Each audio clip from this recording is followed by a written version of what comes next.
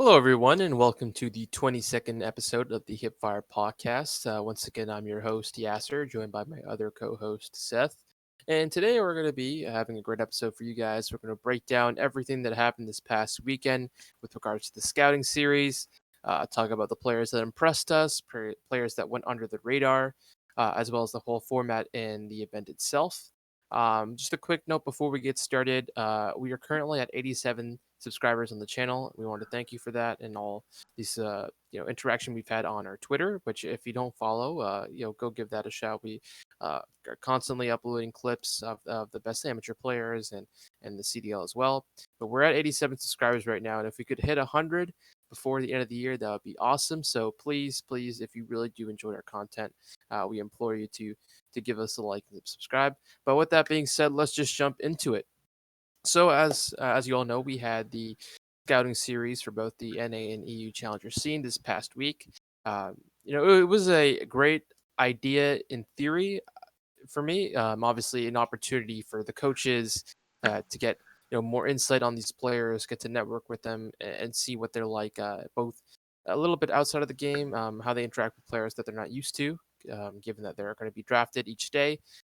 So the format was that each day we had all these coaches draft up 4 players onto their roster and then compete each other, compete against one another in like these league matches.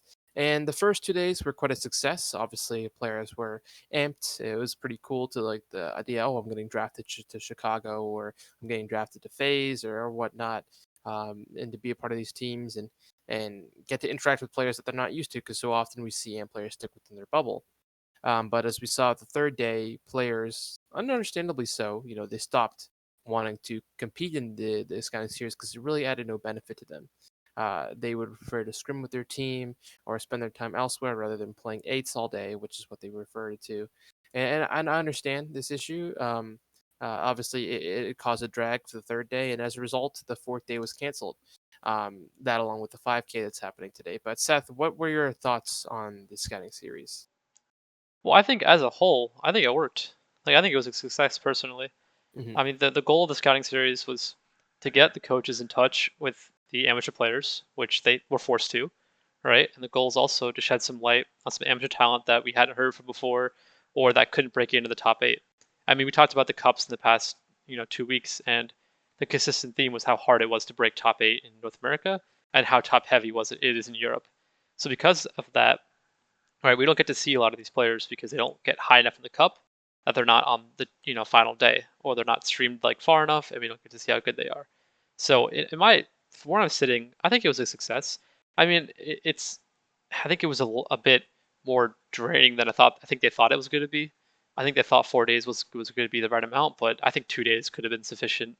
And the third day was nice because some people got a chance, but the problem, the reason why I kind of died out is because you've already played 20 maps essentially if you played the first 2 days. That's a lot. Like asking them to play what would essentially be 40 maps with new teammates a lot, and like trying to impress a coach, it's a bit too much. I think it was draining for both the coaches and the players. So I think for the 2 days and the third day, that was a bit scuffed at the beginning. I think it was a success personally, and I liked it. I enjoyed it. I was flipping through different streams. I got to see some players that I know, and Yas knows that we know how good they are. We know how skilled they are, but the coaches might not know because they don't seem as in touch in the AM scene.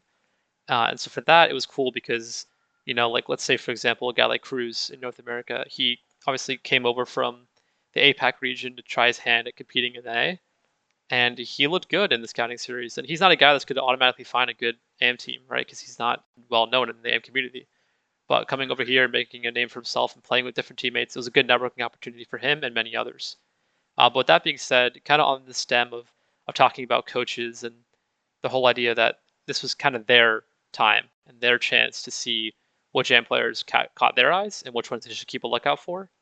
And so for Yasser and I, we also took a step back and looked at the coaches and said, okay, which coaches are taking this seriously and which coaches seem to have a good eye on the AM scene. And only like 4 or 5 of the coaches streamed, and the two that really caught our eye as coaches that seemed to have a good understanding of the AM scene and like knew the players pretty well and seemed to have done the research was Revan and Brian Sate. Also, shout out to Nubsy as well and Sender for streaming. That was nice of them. But these two, in my opinion, seem to have a good grasp of who they're picking, and it didn't seem to be super random. And they kind of also, as the games would go on, seemed to have a good game knowledge when they would give people advice, and also when it came to just being like a good, I don't know, good leader almost. But what'd you make of these two guys? Yeah, no, I was really impressed with both of them, with the way that they took interest in their team, um, the way they were able to break down gameplay during these matches, as well as how methodical they were in terms of the players they were choosing.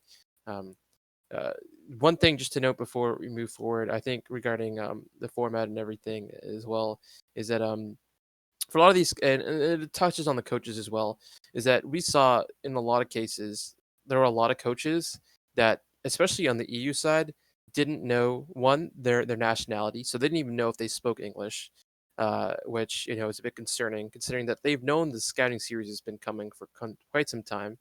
And to their to be fair to those coaches, I think one thing that Brian Saint mentioned to his chat when we were interacting with him was that in most of the cases, for a lot of these coaches, they're not looking to pick up a substitute player right now.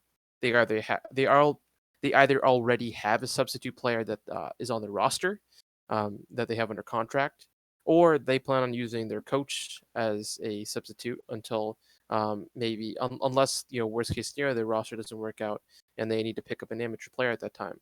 But the only team that really was looking to pick up an amateur player was Brian Saint.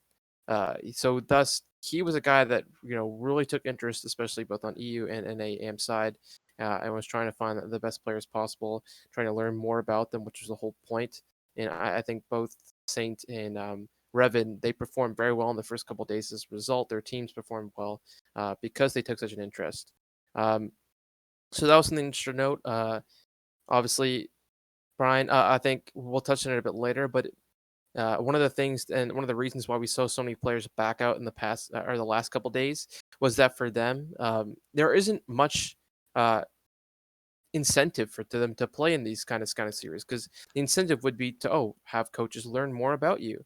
And while that was the case to a certain degree, I think the whole point was for teams to pick these guys up as subs as a result of how they communicate in the cups, as well as what they're able to gain from these scouting series.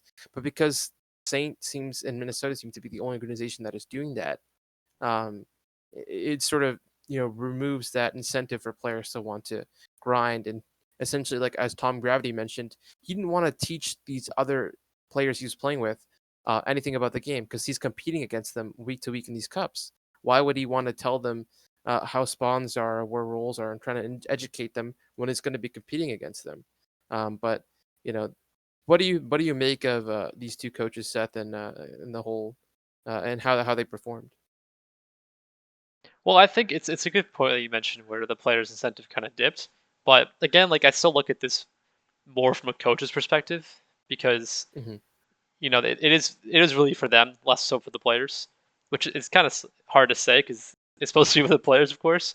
But the way I took it was watching guys like Revan and Saint talk about it was like, I'll give you an example. So Revan knew about Perform, which is Hmm. we'll talk about Perform a little bit later, and he knew Perform's name but hadn't ever seen him play. And I was in the chat and I mentioned that he was on that Midnight roster, the original one, back in the beginning of Black Ops 4 with Envoy and like Charles and a couple other guys. And they were giving pros and other AM teams a run for their money in online tournaments leading up to Vegas, but they placed outside of the top 32 like for the qualifier in Vegas. And then Envoy left and the team broke up. And then I hadn't heard Perform like much at all last year, but he's back and he's on. I think he got top six last cup. So for a guy like Perform, right, he's on their radar. Like Revan's in touch enough to know his name, but hasn't seen him play. So I think it was nice that Revan and Saint. I think Nubsy also did this as well, but they picked guys. I Sender as well. Picked guys who hadn't heard of but wanted to see, and it seemed like Revan and Saint as well knew these guys' names a lot, but hadn't seen them play. And even though like it's not a cup and it's scrims or whatever, you can still see certain tendencies, right? So certain things you do pick up on. You pick up on how someone plays their life. Like for example, we'll get to him later again, but ProLoot. was one guy that I noticed played his life very well, maybe a little bit too much even.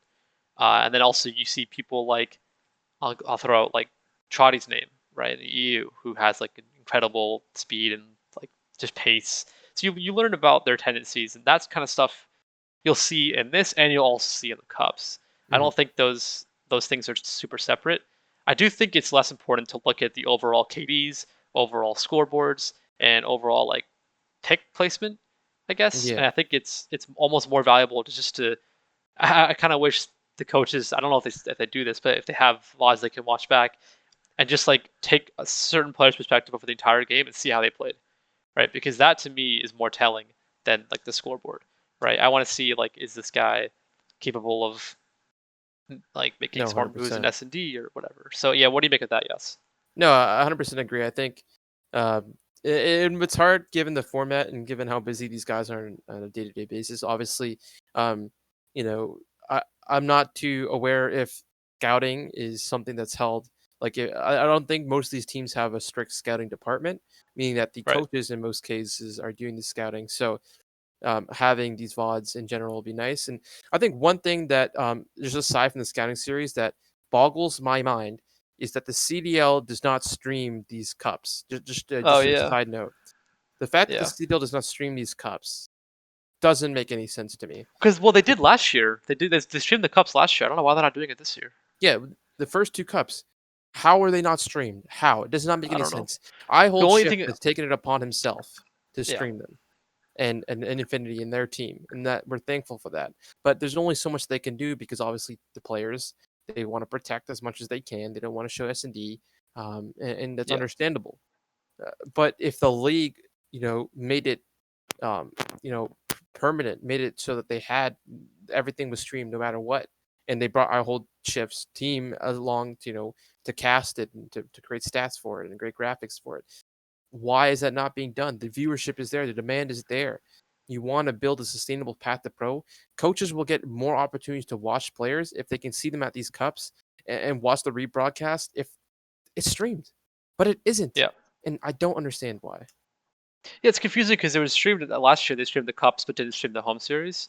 So Hmm. it is confusing why they haven't done that. The only thing that I could consider is maybe they haven't finalized contracts for the CDL for the next season. So I'm wondering if I maybe don't they didn't know. finalize contracts with the casters and with the observers, and they haven't figured out a graphics team.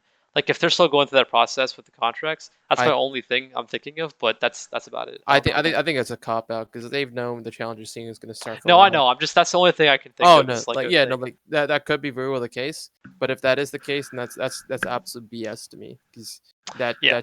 that should not be the case. But yeah, let's move forward. Obviously these coaches impressed, but one of the things we wanted to talk about were was it players lesser known were Yeah, so we're gonna start with the guys who are less known and who the scouting series provided more of an opportunity for them to get their name out. And so we're gonna yeah. start with the less known players out in EU. Yeah, so obviously, especially I feel like EU was a really good opportunity for a lot of these coaches and just for us to watch because, again, top eight, it's quite top heavy as we mentioned. Even top four. Yeah, even top four. You already know who the top four teams are, and then Yeah. you'll have obviously all the other teams that occasionally make it there. But these were guys that we knew an idea about. Like we'd heard of LEWTEE. We'd heard of HICKSY on Obtained Esports playing very well. Um, We don't know Zach as well from last year and this Yeah, year from yeah, Zach BDS. on that BDS French team. Yeah. But guys like TRAUDEY, like or as he goes by Ku, he really impressed us with how one in S&D he looked very very strong, very aggressive, fast paced SMG player that was able to open up the map for a lot of his teams that he played on this past week. Obviously Zach, again a French player that caught the eye of a lot of players, or coaches rather, in his comms, especially for a guy that is from France, like, um, maybe their English isn't as great, but like his comms seem fine. Like he seemed super comfortable with the players, able to communicate with them throughout the map. So that's something that's very positive to note. And if he does indeed like break out from the French scene, maybe compete with some of these UK players, that's something to keep in mind that he can communicate with them. Um, Yep. and then one other player I want to mention is Super.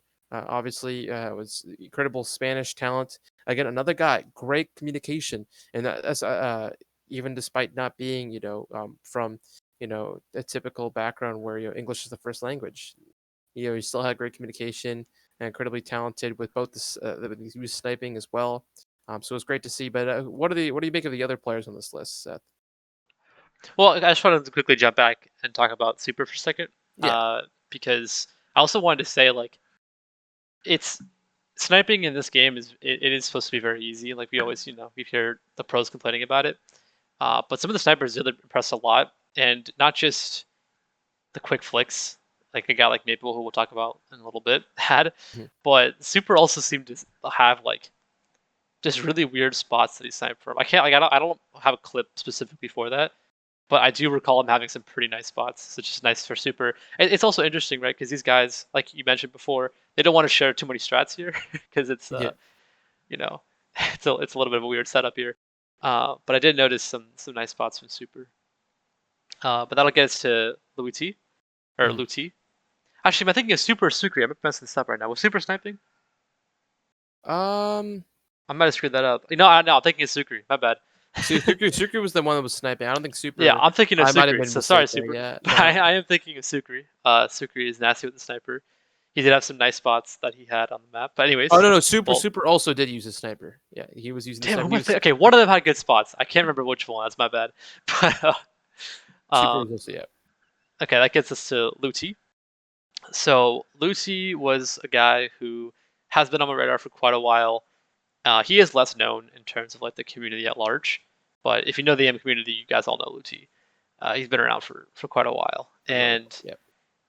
I was really impressed. Like I don't want to be, I'm not going to like target LEWTEE or anything, but there was a bit of a time where his rosters weren't having the highest placements, and he seemed to have always kind of played with the same kind of players. And even like last year, he coached and led a phase for a while, right? So he even stopped playing. And for a guy to stop playing and coach to come back to play and look that good was pretty impressive. Like especially because it's the AM scene and people are like super passionate and playing out of their minds. You got all these young guns. For LEWTEE to come out there and look that good was pretty impressive. I was happy to see that. And then Disarray has also been a guy who has been cracking like top. He's won tournament. Like he's not like like not as less known, but less known in the scene at large. And he's someone who I was pretty impressed by. I think Yas, you also were impressed by him as well, right? Yeah. No, Yeah, but he definitely impressed a lot of the coaches on his first day that's what it alongside was. Revan. He Yeah. was frying a lot of the players in the lobby. It was impressed Revan his overall with his ability to snap on the players. Uh, he definitely has some rounding out to do in terms of his game. In terms of his placements, just to give us some context, he placed top 16 at both the first and second cup alongside a team called 3G. So that had teams like players like Genesis, Nile, and Aromas, who were all players that were picked in this draft as well. So he's definitely got the talent. He competed alongside BBC Connor, HICKSY, Maple, and Callum last year.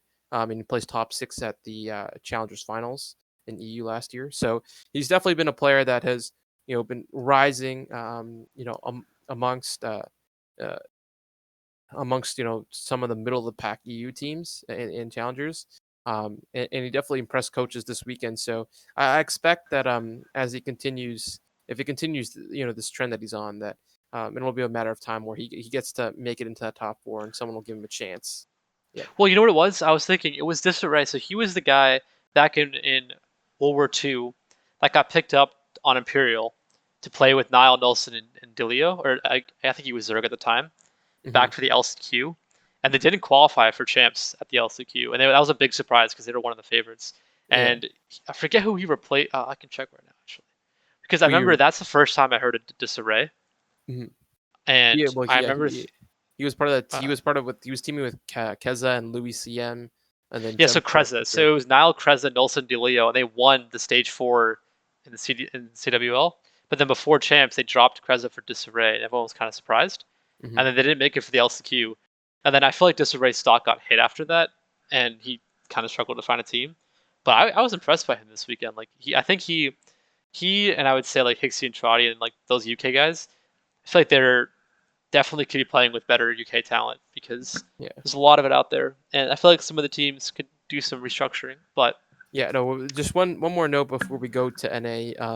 The one sad thing about EU players in general is that it's going to be very difficult for them, especially in the COVID world that we live in right now, for them to make the jump to NA, because as Sane explained it, getting visas in itself is very difficult. I think Revan even talked about how they were having to deal with Zero's visa up until when he was on the roster last year. Even at the Yeah. beginning of the season. So getting these guys visas and then also having to relocate them to North America um, is a lot of trouble in itself. I mean, we're seeing it right now with Hydra. Hydra hasn't been able to compete with his roster unless it scrims against teams that are already in the EU, like London or Toronto. Otherwise, he can't really scrim. It's an ASIM instead.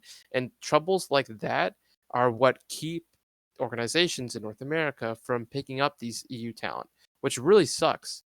So if for even for them, it's they really have to be top echelon guys like to even get an opportunity. Even people like Afro who should be on the team right now, they aren't. So kind of sad, but something just to note. Yeah, and so yeah, that'll get us to lesser known in North America. Also, before we go through this list, I just want to also mention um, we had so many different VODs to watch. It was like 4 different coaches and then a plethora of other players streaming it. We couldn't catch everything, right? Yep. We couldn't see every player play. There's going to be players that we missed that also look very good. So Yep. please do let us know in the comments or on Twitter or wherever you want to let us know who else stood out, because it's interesting for us to hear. These are only guys that we noticed, so I'm sure other players look nice as well. Yeah, no, 100% that's right. Like, there's definitely going to be players we miss that we weren't able to catch. I mean, there were just goddamn like 8 matches going on at once. And like we're just trying to like sift through all of them and watch as many Yeah. players and pick up as much as we can. So Yep. if we miss it, let us know. But Seth, what did you make of the lesser known NA players? So yeah, CRUZE is the guy I mentioned earlier in the podcast, but yeah, he came over from APAC to compete in North America. I love it. I love the passion he's got. Unfortunately, he did end up getting COVID in America, which just kind of sucks, right? Because you just left the place where it was not that Yeah. bad. But hopefully he's doing well, and I wish him a speedy recovery. But he was, despite having COVID, he showed some pretty good things. One clip on Twitter that we have, and check it out there. He had a CS style play where he had nice like trigger discipline and got a nice 2-piece. He seemed to have a good understanding of spawns, and I think that for the most part his comms are really good as well. I don't know if it's an APAC thing, but a lot of the comms seem pretty clean, and he's it's hard to say because we haven't seen him play with higher competition, like outside of the scouting series. Because in the cups, he's had good teams, but he's yet to hit the top teams. But I'd be really interested to see how he would do with a little bit better North American talent, because I think the raw talent's definitely there, and he gets a lot of support from APAC. Like a lot of the APAC guys can vouch for how good this guy is. So Mhm. it's been interesting to see how he develops. Then we got Mike APOX, who is nasty with the sniper. He's been hitting Yeah. some pretty insane clips, and he's also been a guy that he's not like less known, right? He's been to plenty of champs in his time, but he's lesser known in the sense that I don't think a lot of the coaches are too familiar with his gameplay because he hasn't been at the top of the AMC in the last 2 years, and he seems to be one of those guys that always gets caught in the vicious cycle of AM roster mania. And so I hope the best for him because he looked good this weekend in like S&D. He looked good in respawn. He was slaying out of his mind. Like he's definitely a player that can. I get like the thing is with him, he is a player that can fit any roster, which is maybe why he keeps getting swapped around at roster mania. But that's APOX for you. But he's a very talented player. And then ProLoot, not that less known for a lot of people that are listening, and one of Illy's guys. And ProLoot's definitely nasty, and we talked about him before on a podcast, and we said that he was playing eights with some of the pros when Ilya would vouch for him, and he would do quite well. He's very, very naturally talented. He looked good on Draz's team in the first cup before they lost in that round 11, and then he got dropped and had to play with Aches, and that team didn't have enough time to scrim. Whatever the case is, ProLoot's nasty, right? So he's a great player, and he showed it, and I think he's the kind of guy that he's like next up. Like he's like one of those next guys that's going to be in the next up category with like Fire and Sib. I think he is that talented. It's just about consistency for him. What do you make of the rest of the list, though? Yes. Yeah, no, I think you did a good job. Talking about these guys. Fame, obviously, I didn't get watch too much about his gameplay, but from what I can tell, obviously he's incredibly talented. One guy that was constantly vouching for him was I Hold Shift. I know when he was talking to Nubsy and others in the streams, he kept saying, pick up this guy, Fame. He has a lot of heart, has a lot of dedication. He's been passed on by a lot of people in this scene, and he's someone that shouldn't, be underestimated or be overlooked. And Yeah. as a result, he looked very strong from the limited amount I was able to watch him. I really, really enjoyed watching him play in particular. But I can talk. I can't say much more about Fame, but Perform, I was able to watch more of him, and he looked really, really talented. Obviously, he played for Rainbow Ray the first day. Really impressed overall in terms of what he was able to bring to the table. Just looking at what perform and how his career trajectory has gone, even just before the scouting series. You look at last year in Modern Warfare, and he was a top 16 player. He played guys like Hunt and Kaiser, who's also on this list. He swapped around with Ruiz and Drama and Optimum. He even played with Prolute for a little bit as well. But they ended up finding a team with Rambi Lamagon Brazilian, who notably placed fourth at the last Challengers Cup. So that was a real breakup performance. We also mentioned him in our Challengers Cup recap of being a player that he had a pretty poor start, but he had a really nice control, and if he can find that consistency, I think he'll start to get more consistent placements towards that top eight, and that's where he'll really break out.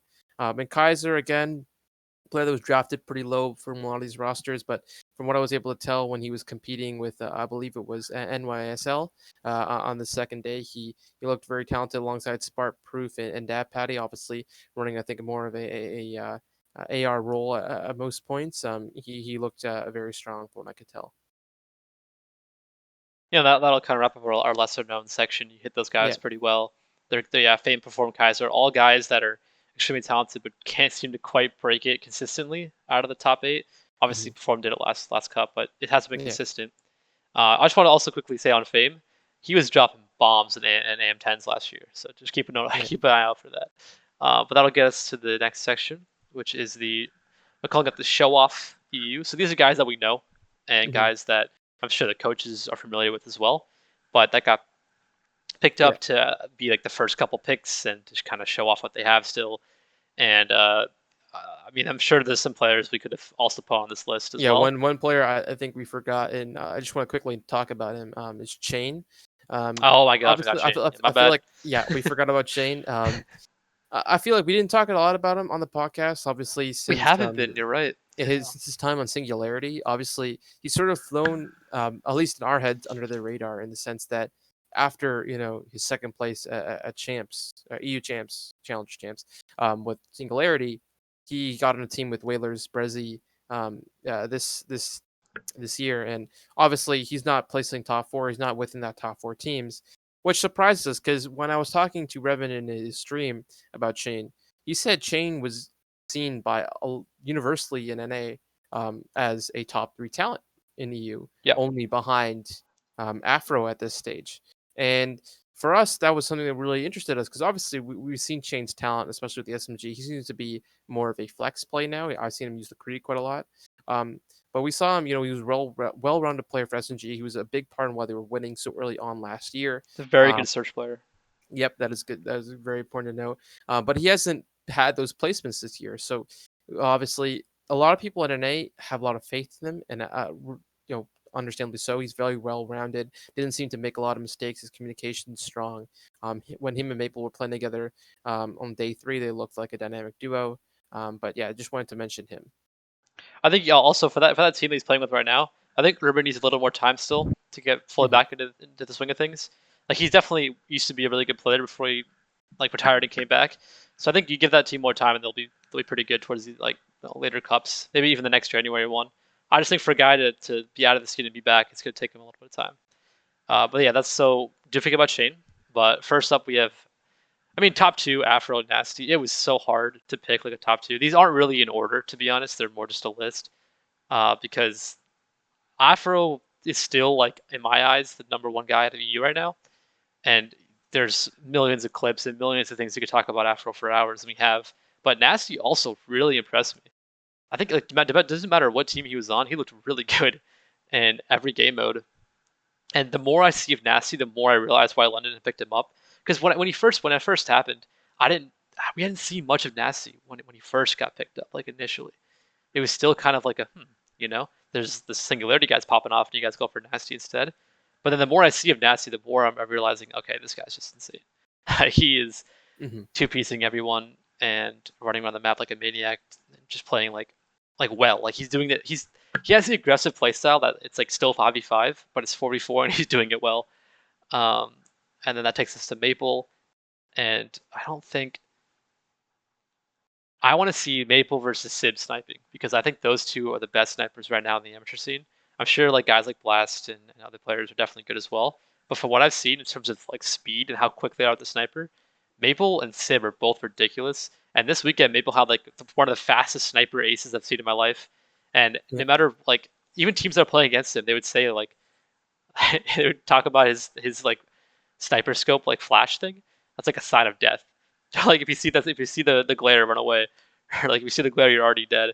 And they're calling Maple the fastest sniper in EU. So that's just a quick note on him. What do you make of those three guys though, Yas? No, yeah, no. Obviously, we've especially after Nasty, we've talked nonstop about on this podcast. One thing I wanted to note, that I saw on Twitter, from Doctor Doug, was he was talking about Carson, our colleague's league stats.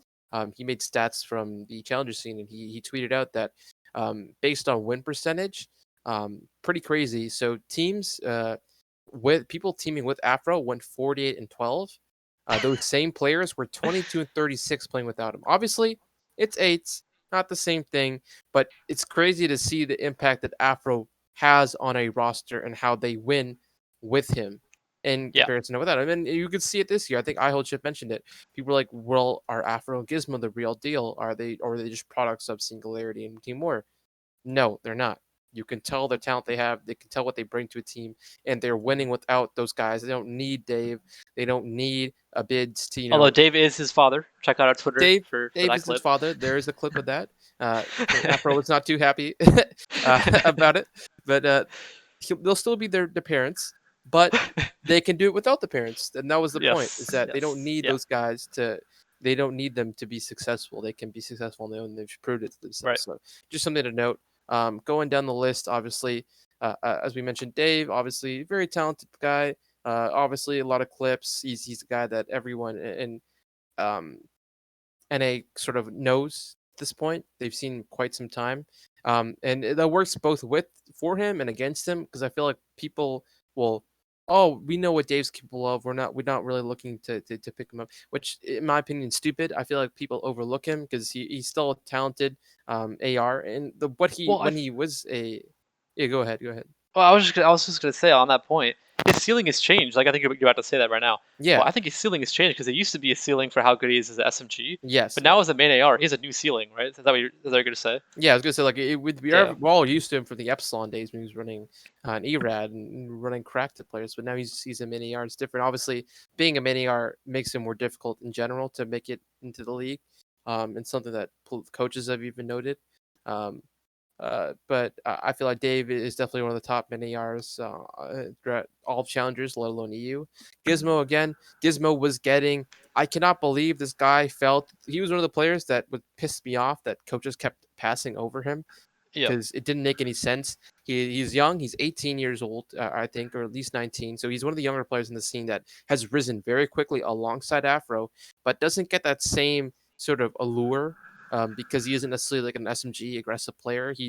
Um, he typically plays with an AR most times, and I think he looked really talented. One of the things was this was one of the first opportunities I got to be able to listen to his comms, and I really liked the way he was communicating with his team, both in S&D and in Respawn. He's a guy that has a lot of passion and you could tell it, and that's something that I think you need, especially from those young kids, to see from them. I really like the way he played overall in general. And you saw he got drafted a lot earlier as a result because people realized, okay, this is a guy we have to look out for. And he impressed throughout the series. Really love the way he was playing. in general. I think coaches picked up on it as well. Obviously, we have a little clip of his team winning, and he put 2K damage in the map 5 S&D, and he called himself, I think, LeBron James or something like that, and pretended to shoot a hoop, which was kind of funny, or 2K20. So, very talented player. Really happy to see him. Lucky, obviously, we've talked about multiple times.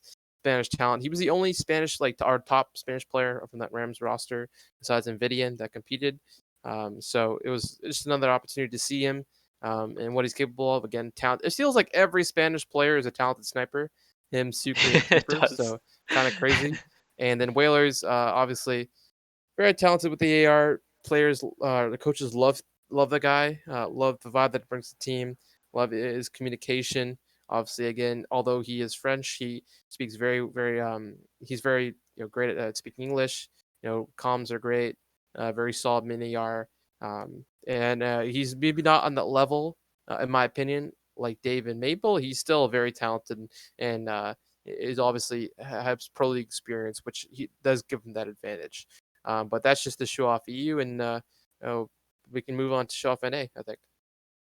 Yeah, so for show off NA, there's again there's this list could be like 20 players long. Everyone, a lot of people impressed. I don't think anybody really didn't look good. Again, because it's like glorified eights, right? So you're not gonna have a player who's like going double negative every map. It's just not gonna happen. Some players are gonna have good maps, some players are gonna have bad maps. Again, we looked more towards what we saw out of the individual and what impressed us. So first guy was Paul EHX. We were wondering how like Paul, Zap, and Venom would do on outside of Wester and even Gravity as well. And I don't like Paul was losing gunfights that he may have won on the triple five or whatever connection, but as a whole, he still looked really good. Like he was still snapping on people, he was still lasering people, he still had a good sense of the game. His comms were fine. Like there was nothing bad about Paul at all, which makes me think that like all this cheating stuff was just bullshit. Like he looks like a really good player. I'm not gonna like ever. He looks good. I don't want to ever like suspect anything from him because he's playing really well, and it's not fair to him to do so. And unless something conclusively comes out with actual proof, we shouldn't like go off of rumors because he looked really good on a different team. And like I said, Loki was losing gunfights that he might have won on Wester, where I did notice on like Moscow on the street, like he would put 3 bullets into somebody with the Krieg, and they would still be alive. Where I feel like on Wester, that person would be dead already. But that's my thoughts on him. And then Spoof is a guy that Yas and I were getting kind of mad at because he didn't get picked high initially, and we know how good Spoof is. Yep. And then I think on day 3 he finally got picked high, right? Yeah, he did. They finally Yeah, got the respect he deserved. yeah, finally. It's like, I think it was like, I remember like in Saint Chat, I'm like, oh, pick Spoof, and he's like, oh yeah, Spoof, or Numpsy would be like, oh yeah, like Spoof, I forgot he dropped. It's like, I think people look why? over him because he was around for so long on those GGA I Orange agree. and Yep. Allegiance teams, and they were so close, like so close to being that like next team up. And they've done it individually, right? Like Mayhem got top 4 champs. He's been like the highest placement out of them, and Believe made the league in Black Ops 4 on the XLG team. So they've done Yeah. it individually, but that team as itself, I mean, they were very close, and they did pull Yeah. some upsets out of champs, and they were a good team. Yeah. But Just sorry, so yeah, go. just quick note of players that I feel like should have been on this list that we forgot. Rex obviously played with Oh Sim. yeah, Very talented. I think he had the highest. I know KD is not very important, but it is something to note that he had the highest KD of any player in the first 2 days, only using an SMG. Pretty interesting. So damn. a guy like him, I feel like that also got passed up on quite a lot. He was drafted the 4th round multiple times. And I was like, this guy is one of the more talented SMG players in the scene, in my opinion. Why is he being passed up on? Didn't make sense. Obviously, Zinx, not necessarily a player that I don't think should be on this list, and I think he'll agree with that. Not that it matters to him because I felt like he said like he was getting screwed with host wars and whatnot, but just something to note. But you continue. Yeah, like Rex was on that Sim team. We're super high on that team, so we definitely like him. I just honestly, personally, I didn't see a lot of his gameplay, so I can't really say. Yeah. And a lot of these guys streamed. And so Yas ended up watching most of the coaches' streams, Mm-hmm. and I was kind of more bouncing around the players' streams. So a lot of the people that I saw were the ones that streamed. So if you didn't stream, I didn't see much of you. I'm sorry. It's just the way it is, though. So next person is Pentagram. Unfortunately, Penta didn't stream much of this. I don't know if it's connection or whatever. Maybe he wanted the best connection possible. Didn't want to have things to worry about, but he looked great still. And I think one area where he's really improved this year from last year is respawn. Hmm. He has had some slow maps where he and Stamino on the higher team like kind of struggled to keep up with the other sub pressure, or even like facing the ARs of Wester. But as a whole, I think Penta's gotten a lot better at S&D. Sorry, at Respawn. He's already very solid at S&D, and he has really good comms. And I wanted to mention this maybe in a tweet or somewhere else in a different podcast, but I'll do it now. I actually think Pentagram would be a really good substitute for Seattle. And the reason why I think for that team specifically is because you have guys like Gunless and LEWTEE and Prestini who tend to get in arguments and tend to get a little hot-headed. And even if Penta's not playing, if he's just spectating a scrim, he's the kind of guy who can come into a scrim or come into an argument and diffuse it with a very, very calm presence and also good game knowledge. Like, they don't have to listen to Penta, obviously, but having that calming presence for that team specifically, I feel like it'd be a really nice help. And also, he's good enough where if a player is sick or if a player isn't performing well enough, he'd be a good sub. So that's just a No, no, personal thought no. on him. I know. I agree with that. Just one thing to note. Um, also, he's incredibly talented at S&D, and I feel like because of his S&D prowess for a team like that, that I wouldn't. They're not going to struggle in S&D per se, but I wouldn't put Seattle at the top in terms of S&D. I feel like Pentagram would change Right. that. The only thing that I feel like people would knock about his being calm on higher when he was is that, oh well, he's friends with those guys. Maybe he'll be um, hesitant with if you got guys like Octane and Gunless screaming at you. But I think with just his personality, that won't be a problem. But yeah, Yeah, like even like when he was playing with Teddy Rex is screaming callouts to him and telling him what plays to do, and he's just like, all right, yeah, that's fine. And he'll clutch up with like a 1v3, and he's like, all right, yeah, that's a good map. Like he's just like it's just the way he is. I don't think it really matters who he's playing with. I think he kind of always brings that vibe, and that's super valuable for a team. And then so moving ahead, we've got Diamond Con. So yeah, why don't you start knocking off the next couple guys? yeah. So Don McCon, obviously, incredibly talented player. We have his sniper clips everywhere. Cause holy Jesus, that guy was hitting. Yeah. Again, one thing when he was playing for Revan that Revan was very impressed with as an AR was his ability to command the troops, able to direct his team, calling out. His comms very strong. Revan was really impressed with it as a result. And again, and just his ability to open up rounds with the sniper and S&D, it's like stuff like that is super valuable. So just seeing him able to do that obviously put us on his radar. Gunsey was a guy that I think you said you also really, really liked, and his ability. He was Yes. dropping bombs, 40 bombs, 50 bombs. There were certainly times I think the coaches had to tell him whether it be comms or just to wait for his team. So there's definitely some rounding out Gunsey could do, but again, that raw talent is certainly there. Standy, obviously a guy we've mentioned multiple times. He's considered one of the top NAM players in the scene for sure. Lots of clips with him and his SNG prowess throughout. And just a quick prediction from me. I was talking to Saint a lot, or in his chat a lot, because I really like the way he was approaching. He was one of the, as I mentioned, one of the few coaches that's actually going to pick up a sub and using the knowledge from this to pick up a sub. Now, he did say that he's going to wait until the end of Cup 3 probably to pick up a sub because they don't need to do so before then. But just an early prediction, I think Standy's going to be Minnesota's sub for this year. It makes a lot of sense. Even though Saint has mentioned that he's not worried about the rules for Minnesota. He said that it's worked out pretty well. He said that ideally they'd be leaning towards a substitute player, probably from North America, that would be an aggressive SMG in the case that rules don't work out perfectly or something goes wrong with their roster. God forbid. I think Stanley's the guy that they're looking at. I think they were really impressed. I think Saint was really impressed with the way he was performing. Really like the way he is, obviously being an A, being a talented SMG player. I think Stanley's the guy they'd be looking at. But that's just an early prediction. And then Venom, obviously, probably the best SMG player in NA right now with the way he's been playing with Wester. Um, Obviously, he was a very interesting player for a lot of these coaches because he doesn't exactly have much of a brand slash presence. From what I can tell, he doesn't stream. He doesn't have a Twitter. So one, Venom. I don't think you'll listen to this because you don't have Twitter or are able to I think he follow. does have a Twitter, doesn't he? Or does he? I think Maybe Jimbo doesn't have a Twitter. Jimbo. Okay, maybe Jimbo that does. Oh yeah, Venom does have a Twitter. It's Jimbo. I'm thinking that doesn't have a Twitter. You think of Jimbo, yeah, So yeah. then it's Venom doesn't stream from what I can tell though. He doesn't at least he doesn't have a big brand, and I think for given how talented he is at the start of the season, a lot of coaches were wondering, okay, what is this guy all about? What can I learn from him? And what they learned is that he's the real deal. He's extremely talented in S&D, and just in general with the SMG. And I feel like players like that are super hard to come by. And he's definitely a guy that, if he continues to keep this up, and teams in the league like we expect to have problems slaying in that department, he and Standing are the two standouts that I expect to get the call up in a short time. Yeah, and also Venom's on the Wester team right now, and they're starting to Yeah, finally brand Wester, and they have like yeah, their own Twitter and they have their own stuff, like that kind of stuff. Like it may seem silly, but it does help your name grow. And I think there's a comment by I think it was Spoof on Twitter a couple of days ago, where he said, or maybe it was Nubsy. It was somebody said like, I wish Twitter didn't have as big of a role as it does in the amateur scene or in our esports. hmm Some tweet along those lines. It was And Nupsy, yeah. Nubsy, yeah. So my response to that is simply like, you're right. Ideally, it shouldn't.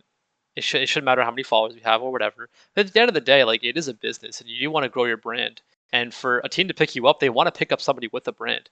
Like it's super risky to go for a guy like Awakening, like Florida did, without much of a brand, and that ended up working out because he ended up frying and playing amazingly. But if that doesn't happen, you want to have a brand to fall back on. So for a lot of these guys, I do think streaming and having like a good Twitter account and keeping up interactions is important and is valuable.